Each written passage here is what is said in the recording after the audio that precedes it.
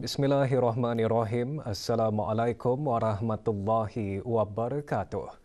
Dasar Perubahan Iklim Negara Brunei Darussalam melalui 10 strategi utama Nationally Determined Contributions NDC bagi pengurangan 20% dalam pelepasan gas rumah hijau menjelang tahun 2030 dikongsikan semasa sesi ke-27 Persidangan Perubahan Iklim Pertubuhan Bangsa-Bangsa Bersatu COP27.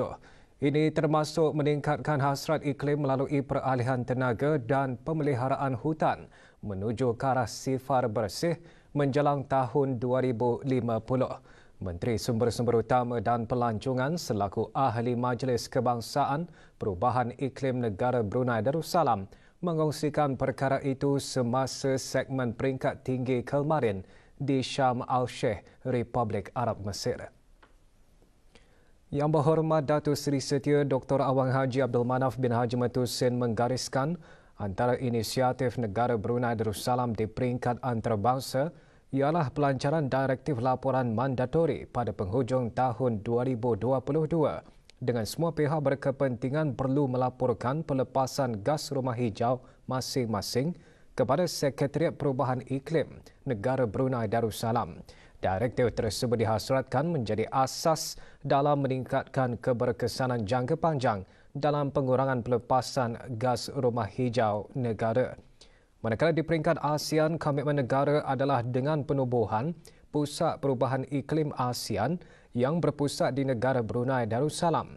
Selain itu, Pertubuhan Bangsa-Bangsa Bersatu mengenai perubahan iklim juga memberi sokongan kepada negara Brunei Darussalam dan negara Filipina selaku ketua bersama dalam membangun rangka kerja bagi strategi kawangan iklim ASEAN.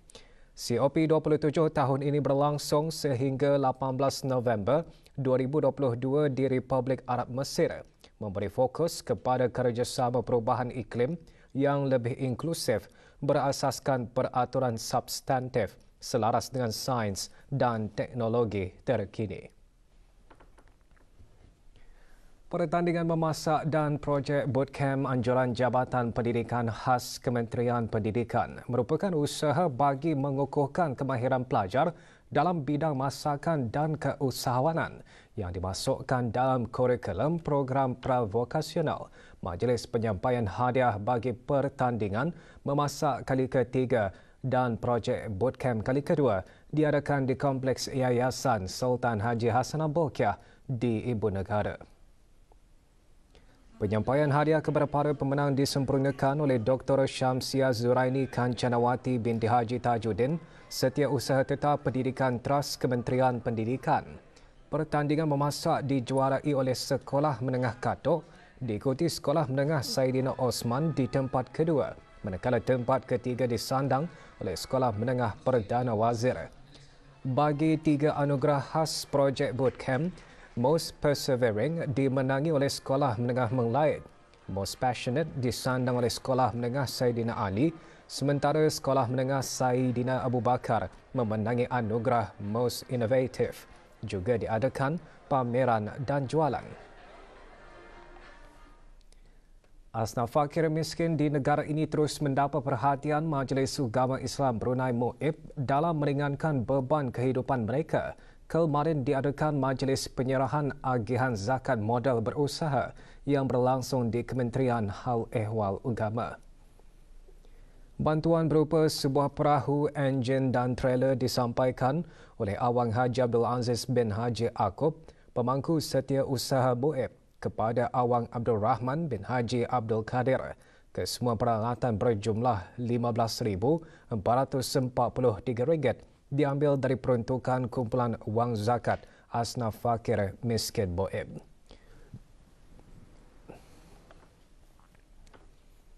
Pengasas bersama Hand for Hand Brunei, Awang Haji Muhammad Iqbal Fakri bin Haji Damit telah mengharumkan nama negara apabila diumumkan sebagai penerima ASEAN Prize 2022 baru-baru ini pada sidang kemuncak ASEAN ke-40 dan ke-41 dan sidang-sidang kemuncak berkaitan di Phnom Penh, Kemboja.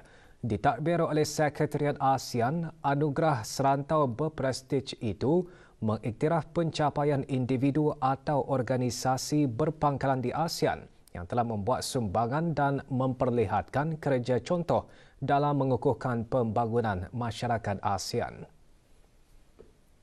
Awang Haji Muhammad Iqbal Fakri bin Haji Damit merupakan warga negara Brunei pertama menerima hadiah tersebut. Beliau dihargai atas kepimpinan aktif mempromosikan perkembangan berasaskan komuniti inklusif dan meningkatkan kerjasama serantau ke arah komuniti ASEAN yang mampan. Syukur Allah Ta'ala kerana telah give me the opportunity to be able to menjadi penerima ASEAN Prize ni. Dan juga second of all juga to the government of Brunei, because always been supporting my initiative, my projects, terutamanya Kementerian Kebudayaan dan Sukan. Di bawah kepimpinannya, Hand for Hand Brunei telah bekerjasama dengan lebih 2,000 sukarelawan dalam memberi sokongan bagi bantuan kemanusiaan dan respon kecemasan di rantau ini dan antarabangsa. Melalui Hand for Hand Brunei, beliau berhasrat untuk mengumpulkan 1 juta belia ASEAN bekerjasama menerusi program kesedaran ASEAN. Hand for Hand ditubuhkan awal-awal untuk meningkatkan kesedaran pada publik, terutamanya belia-belia mengenai kesukarelawan dan juga kerja-kerja kemasyarakatan.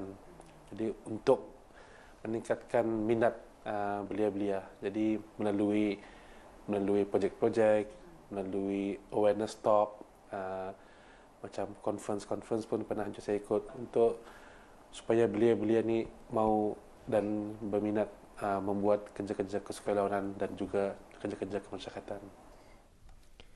Institut Pembangunan Penyiaran Asia Pasifik AIBD dan Pertubuhan Kesihatan Sedunia WHO dengan kerjasama Radio Televisyen Brunei menganjurkan bengkel AIBD WHO mengenai laporan strategi kesihatan dan membasmi infodemik. Bengkel selama 3 hari berakhir hari ini, bengkel memfokuskan mengenai peranan media penyiaran dalam menyampaikan maklumat kepada orang awam. Bengkel disertai 18 orang terdiri daripada bahagian rancangan radio RTB, Jabatan Penerangan, Kementerian Kesihatan, Persendirian dan Media Press dari agensi swasta. Antara objektif bengkel untuk melatih penerbit dalam menggunakan laporan bukti data kesihatan di samping untuk bekerja secara berkesan dengan pakar perubatan atau kesihatan. Ia melatih para pengamal media, khususnya yang media tempatan lah dalam mencari atau menerbitkan bahan-bahan khususnya dalam yang berkaitan dengan kesihatan. Selain itu juga untuk to manage rumors and misinformations lah, macam fake news. Jadi kami belajar macam mana debunk fake news. Kreativiti seni lukis kini semakin mendapat perhatian dalam kalangan masyarakat tempatan di negara ini, terutama kalangan belia. Ia bukan hanya menyerlahkan kreativiti seseorang, bahkan seni lukis juga dapat menjadi sumber pendapatan. Memiliki bakat dalam menghasilkan lakaran potret, animasi lanskap dan mural menonjolkan seorang belia tempatan yang berbakat dalam seni lukis. Maziah Jinis seterusnya membawakan laporannya.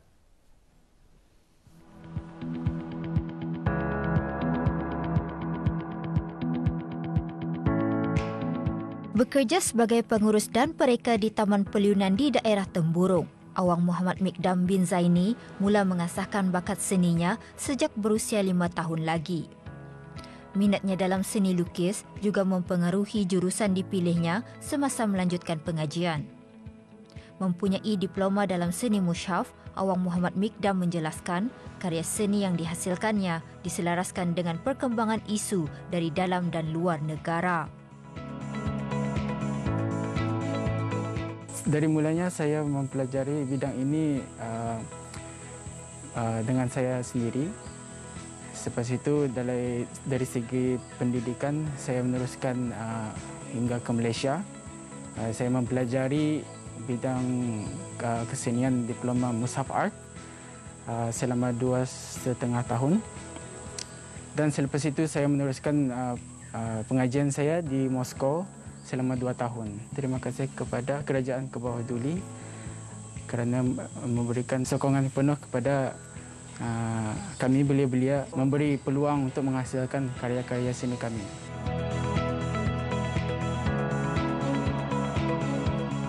Menyedari perkembangan komuniti seni di negara ini yang mula berkembang dengan adanya peluang-peluang yang diberikan oleh kerajaan, Awang Muhammad Mikdam berharap lebih ramai lagi bakat muda berani tampil demi kemajuan karya seni di negara ini. Laporan Mazia Jini untuk Berita RTB. Sekolah Rendah Berbuluh merasmikan projek Hari Keusahawanan kali kedua. Projek seumpama itu merupakan sebahagian daripada usaha mendedahkan murid-murid sekolah rendah kepada aktiviti keusahawanan. Diadakan sehingga hari ini, projek berlangsung di kawasan lapang sekolah berkenaan. Perasmiannya disempurnakan oleh Awang Hamizan bin Haji Mustafa, pemangku Ketua Kampung Mulaut. Sebanyak 18 buah vendors terdiri daripada pengusaha kecil-kecilan, ibu bapa murid dan persendirian menyertai projek tersebut.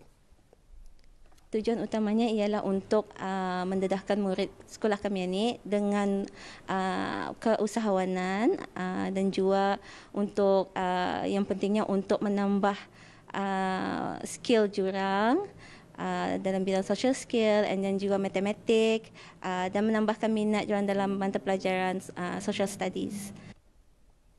Status harian norma baharu COVID-19. 4 kes berada dalam kategori 4 iaitu yang memerlukan bantuan oksigen dan di bawah pemantauan rapi.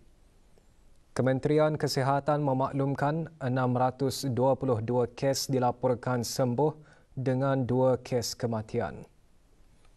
Jumlah keseluruhan pemberian 2 dos vaksin COVID-19 bagi kanak-kanak berumur 5 hingga 11 tahun, 86.5%. Bagi remaja berumur 12 hingga 17 tahun yang mendapat 3 dos vaksin, 61.9%.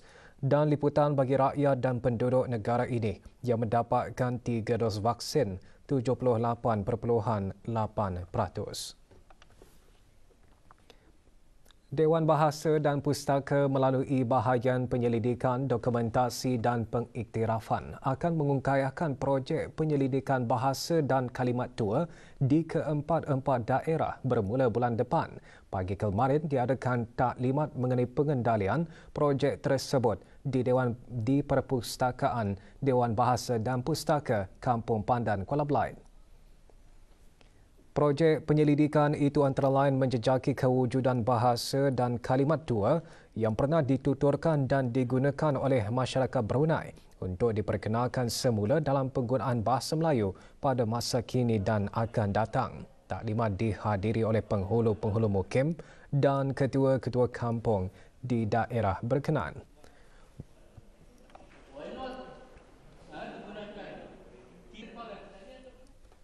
Negara Brunei Darussalam akan menyertai versi Deaf Games atau edisi pertama Sukan Si Pekak yang akan berlangsung di Kuala Lumpur, Malaysia mulai 21 hingga 27 November ini. 6 atlet orang kurang pendengaran OKP akan mewakili negara dalam 2 acara iaitu olahraga dan 10 pin bowling.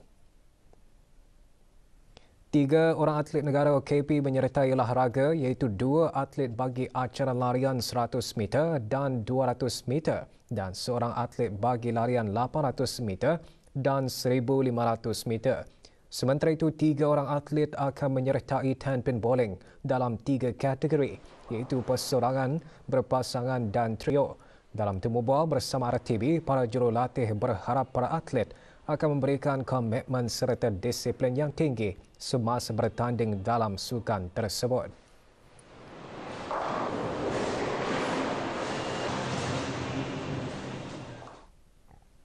Persediaan adalah cukup baik.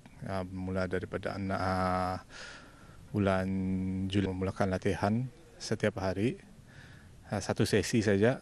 Saya harap atlet-atlet ini akan berjuang dengan semangat yang tinggi tanpa menunjukkan ketakutan walaupun ia kali pertama. Kami sedang menjalani latihan secara intensif, iaitu kami membuat drill di mana our target is untuk mempersiapkan diorang ini untuk lebih berkeyakinan dari segi mental diorang ini untuk berhadapan pada kejohanan itu nanti.